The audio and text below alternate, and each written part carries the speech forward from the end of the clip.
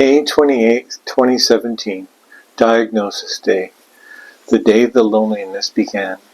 Hi, it's David from Life with Parkinson's. If you're new here, welcome. We hope you'll consider subscribing. Everyone else, thank you for your continued love and support. I gotta tell you, loneliness is probably the worst feeling ever. And the way that Mother Teresa described it, loneliness and the feeling of being unwanted is the most terrible poverty. And I really feel that she described it well, because I know when I feel lonely and unwanted, it is just a sinking feeling. I just can't get away from it fast enough. Most of this episode is based off my own personal opinion and my own personal experience. So I just ask you to remember, I'm just a person with Parkinson's doing the best that I can. I'm no expert or anything like that. We have a lot of information to cover in this episode, so let's get right to it. Mother Teresa really caught me with her loneliness statement. And when I thought about it for a little while, I kind of remembered some experiences in elementary school. I did enjoy school. I had a lot of good times. High school was my favorite. But in elementary school, remember when we had gym class and the teacher would appoint two captains, and the captains would have to pick everybody in the class? And quite often I was one of the last people, if not the last person, except during basketball season. That's when the kids wanted me around because I was the tallest in the class. Usually taller than the teacher, actually. Being picked last really left an impact, and that was kind of the first emotion that Mother Teresa's statement brought up. It is the most terrible poverty when you're unwanted and singled out and isolated from everybody else. It is a terrible poverty that I hope no one has to experience in their adult life. But unfortunately, I've experienced it, and I know others have with Parkinson's disease. It's just Parkinson's disease comes in and smashes all your existing relationships and creates a sudden feeling of loneliness. And I don't feel we notice it right at the beginning, because I think we're too overcome by the grief and the shock of our situation to feel it. But this is where I believe the loneliness begins, is on Diagnosis Day. I see it clearly now, but I don't think any of us could predict it, is that everyone is reflecting on how this diagnosis is going to affect them. And I don't think we have the ability to see that when we get diagnosed.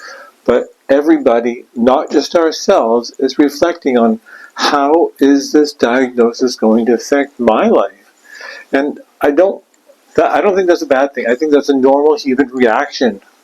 But this is how I believe that we begin to relive that experience in gym class all over again. It's from Parkinson's disease or whatever we've been diagnosed, coming in and just smashing all our preconceptions, just smashing all our relationships. Everything is up in the air.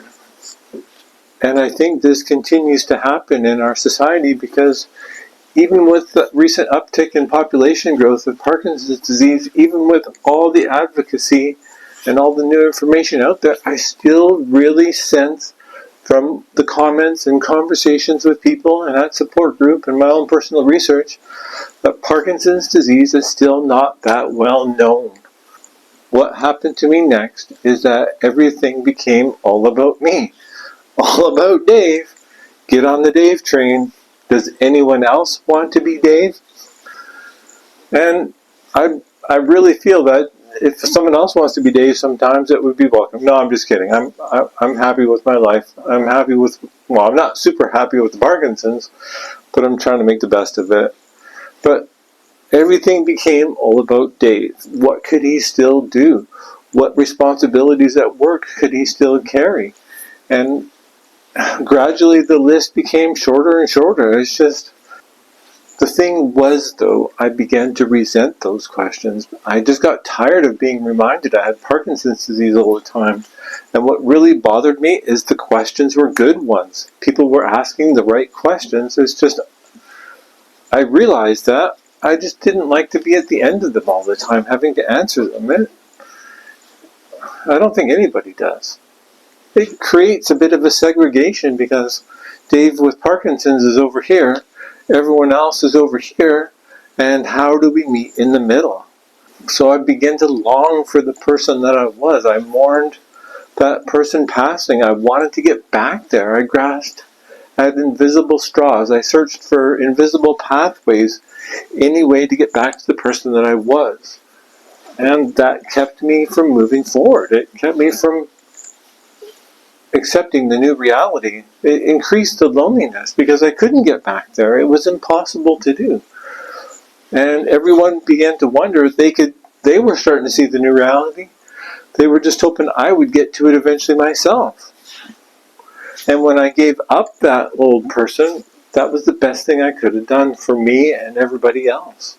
But what also happened is that people and friends and people I knew that couldn't handle the new reality, they were having as much trouble as me or more, began to drift away.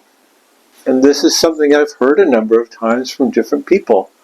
When the phone stops ringing, when the texts stop coming, and when the ghosting begins, it's really hard. It's really hard on people. People don't realize what it does to our self-esteem, to our self-confidence, when others begin to drift away.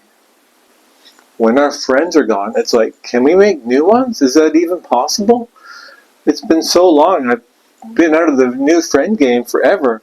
And now with this chronic illness, well, other people want to be around me when my old friends have drifted away? I believe that we all get to the point during this experience, somehow, feeling that it's easier to be alone than to try and make new friends. It's easier to be alone than try and go out and try and get people's attention. When you're sitting in a restaurant and everyone's having a good conversation except you, I think we just get to the point. I think we just give people the freedom to go. I just think we let them go. It's too much like guilt to try and hold them back.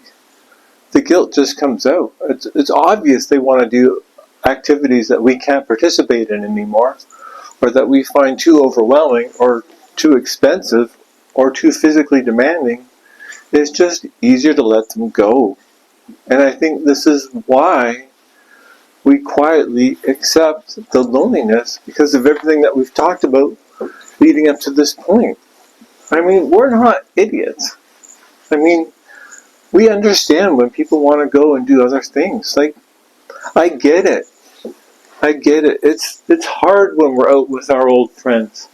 It's hard to be that person.